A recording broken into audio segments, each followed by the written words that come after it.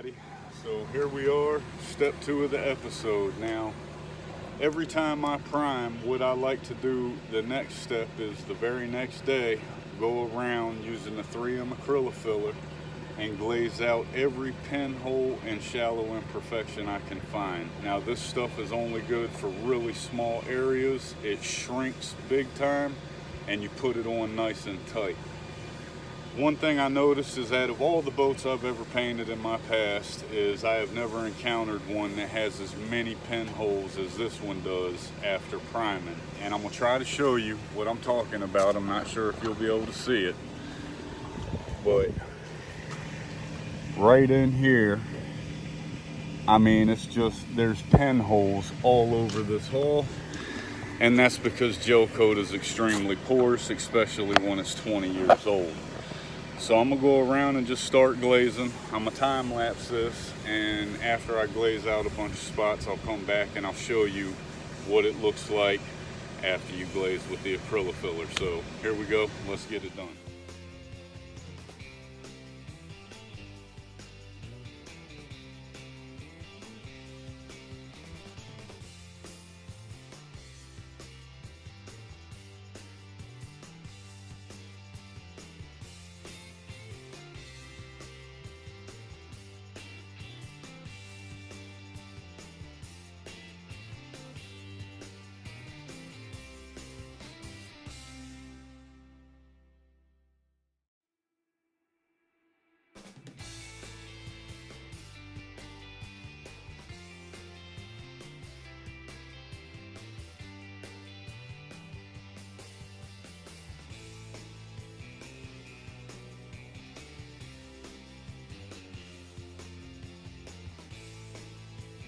Okay everybody, so I got most of the pinholes that I could see filled, and well, as I stated, it's a lot of them, and it's weird, they're just in little clustered patches.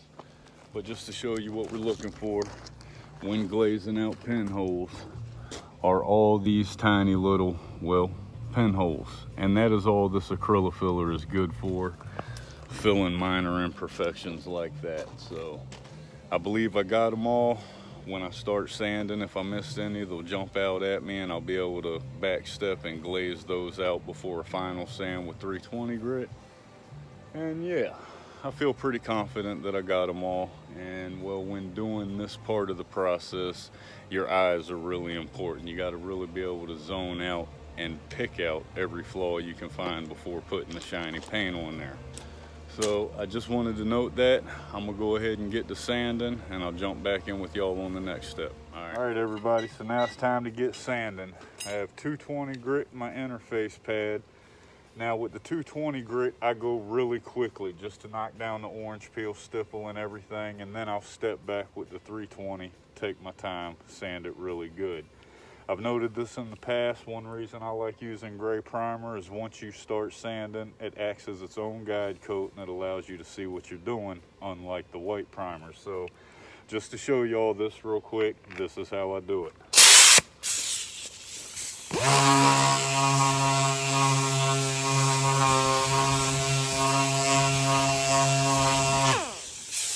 Just real quick with the 220, just like that. Now I'm gonna put the 320 on and take my time and get it nice and even and ready for a top coat finish. So it's gonna be just like this.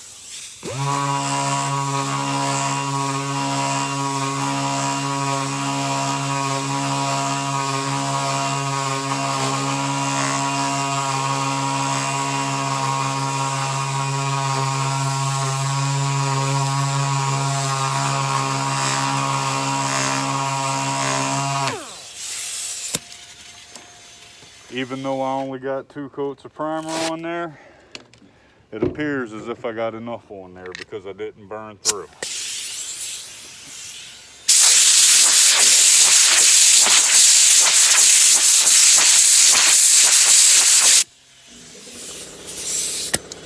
All right, so now I'm gonna show y'all what the pinholes look like after sanding.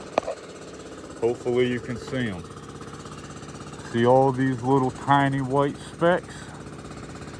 All of those pinholes have been filled and sealed. And now I'll be able to shoot top coat on that, no problem. The pinholes won't come back and it'll look just like it's supposed to. So that's how I do this whole process. Now I'm gonna time lapse it, jump into 220 grit in the whole haul quickly, and then I'll go back and take my time with 320. So let's get it done.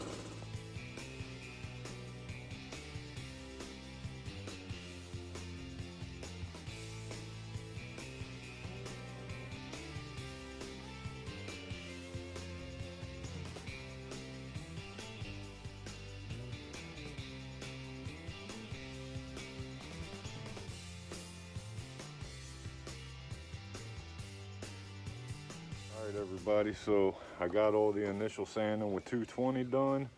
I cleaned it, I went around and I spot glazed everywhere I could see, and now I'm gonna jump into 320. But I wanted to back step just for those of y'all who haven't seen it. The reason I like using gray primer, as I've stated, is it acts as its own guide coat when you start sanding. So real quick, that's the 220 grit. You can see all the stipple and the darker gray splotches. That's what we need to make go away with the 320, and I'm gonna show you real quick.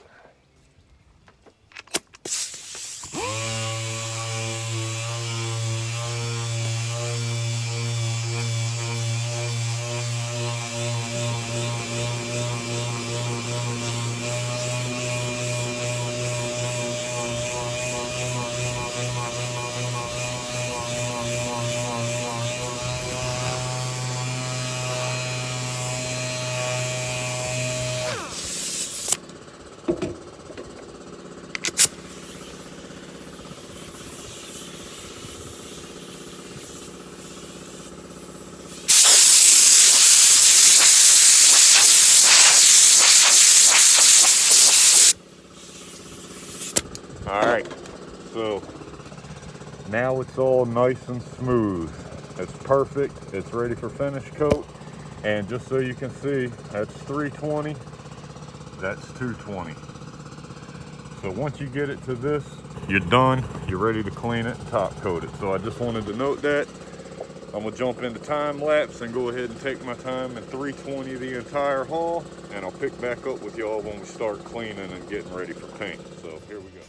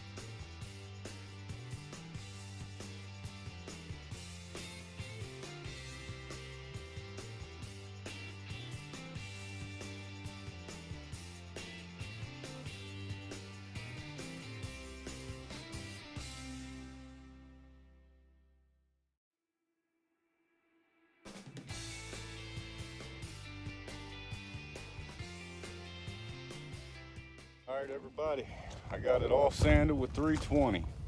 It looks pretty good. I'm happy with it. There was a couple little areas where I started to burn through, and you know, that's okay. It's not critical, but one thing you should note when you're doing this type of work, if you are sanding and you proceed to burn through your primer, move away from that spot and just keep on getting it. So the next thing I need to do now is pull the tape from the rub rail and the water line. And I'm not gonna do that today. I'm gonna do that tomorrow. It's Sunday. I'm ready for a beer and I'm ready to go catch some fish. So the next step, as always, is a pre-scrub with a really fine Scotch Brite and just water. That'll help me rinse it, get all the dust down, and also let me feel if there's any imperfections or flaws I might have missed. So with that being said, it was a pretty productive day. And yeah, she's ready for top coat. So anyhow, I'll see you all tomorrow. All right. Okay, everybody, here we are. It's pre-scrub time now. As always, I'm using ultra fine Scotch Brites. These are equivalent to over 400 grit. And this is a step I like to do. It's how I always do it. I do a wash scrub. It allows me to see what the hull is going to look like with fresh paint on it. and if there's any flaws that I might have missed, they'll jump out at me now. So as I've stated in the past, when Scotch Brite scrubbing for top coat, always go left to right. Don't go up and down, around, sideways, whatever. You'll see it in the top coat, but this is how we're gonna do it.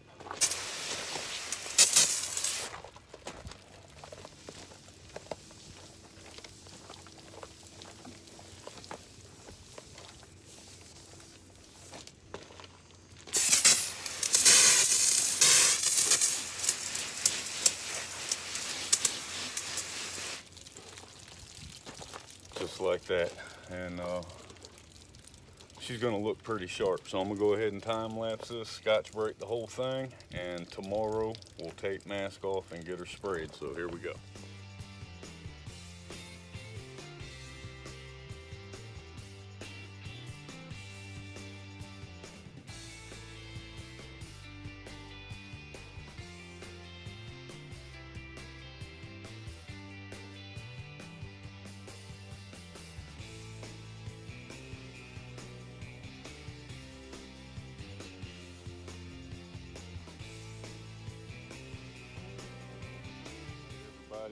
Today is the day. Yes, I am spraying the boat outside, but I take extra precautions when doing so to help minimize dust and potential bugs. And so one thing I do is I hose down the ground around the whole perimeter of the boat. That really makes a big difference when it comes to getting dust in your paint job when you're painting outside. Second thing I do is I've barricaded off all entrances anywhere around the boat to keep all traffic from driving by and potentially kicking up dust. Now, I didn't cover the masking process. I did that yesterday because I was planning to paint yesterday, but while I was masking off, the wind picked up to a steady 10 knots with gusts to 15. So for those of you that prep and paint like I do, you know how much of a pain in the butt that can be when it comes to masking. But for some reason, every time you start masking, the wind wants to pick up. But I'm gonna go ahead and get this solvent wiped and tack ragged. I'm not gonna cover that process, and I'll jump back in with y'all when we get to mixing up paint and start spraying. So here we go. Fingers crossed I got all the pinholes and any other flaws, and well, let's make her dark gray. So here we go. So I got the boat solvent wiped, and now it's time to mix up paint. As always, Awlcraft 2000. I'm using dark gray. This is a 2-to-1 mix ratio, and you allow it to induct for 15 minutes, and then you add up to 25% reducer, which I usually always do. As always, good old handy dandy 3M AccuSpray. Now this time I'm gonna be using a 1.4 cap. Usually I'll use a 1.2, but this is a pretty big surface and I want to put the right amount of product on there. So here we go. I'm gonna time lapse this and let's get it done. All right.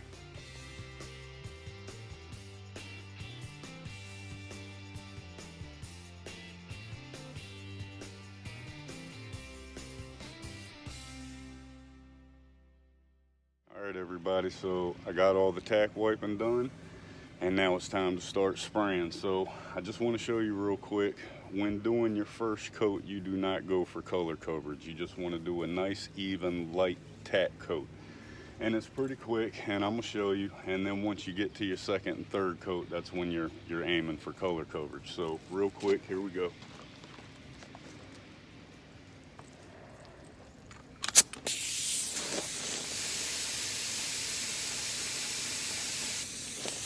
All right, so with the 3M AccuSpray, your top knob is your fan. Thick, thin, however you want it.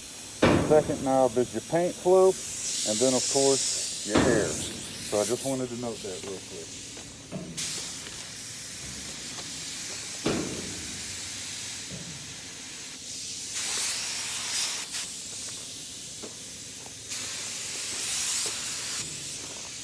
All right, there we go.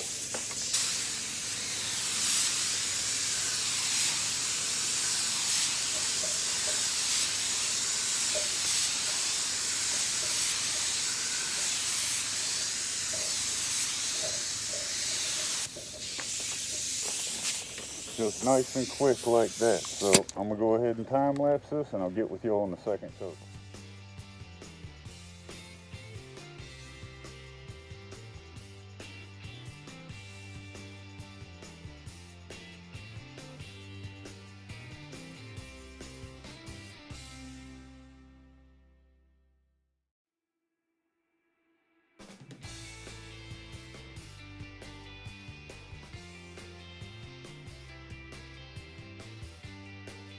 All right, everybody, time for the second coat.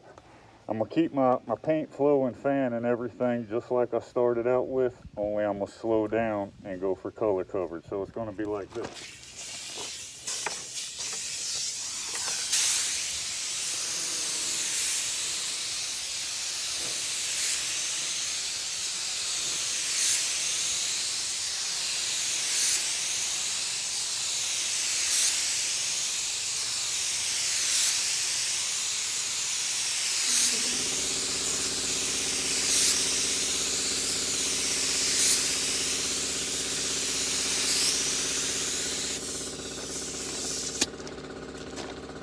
All right, so I'm gonna go around the whole boat, time lapse, catch y'all on the third coat.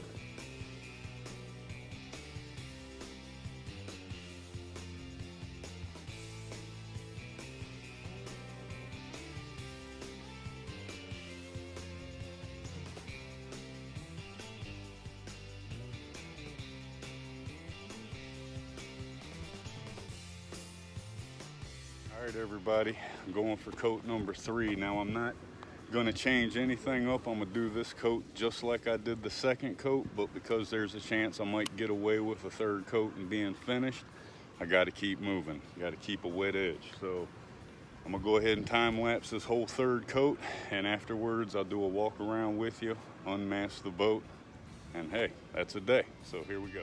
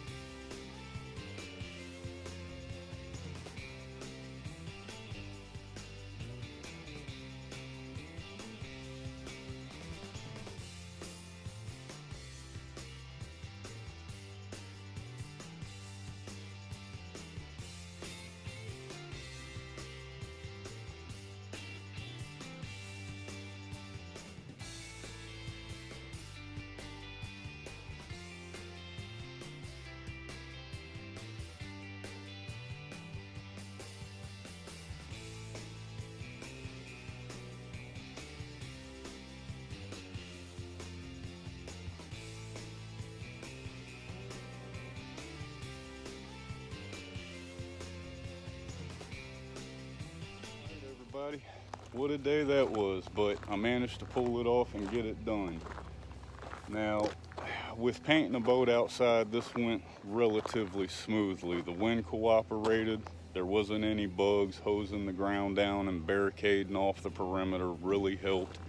And I recommend if you're painting a boat outside, you do exactly that.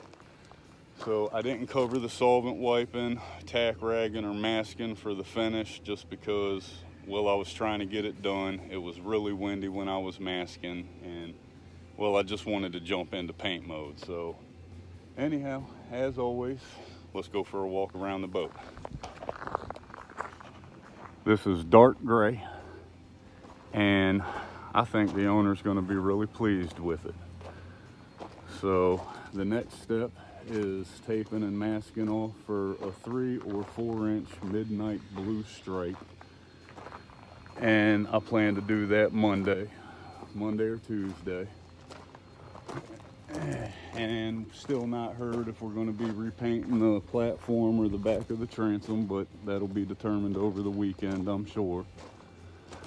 So yeah, this came out pretty nice. You know, now there are some dimples and divots in the hull from bulkheads inside and whatnot, but those weren't noticeable until shiny paint hit the boat, and they're definitely not going to be noticeable when the boat goes in the water. So ultimately, I think this was a home run. It appears that I got all the pinholes. I don't see any pinholes or any flaws that were in the hull surface before I started any prep work on the boat. And yeah, so it's another day at the boatyard. I hope y'all enjoyed this episode. If you haven't subscribed, please consider doing so. I'm going to continue putting out these instructional type videos to help all of you that might be trying to tackle a task like this yourself. And hit that like button and share with your friends. So with that being said, again, I hope y'all enjoyed this, and I'll see y'all next time. All right.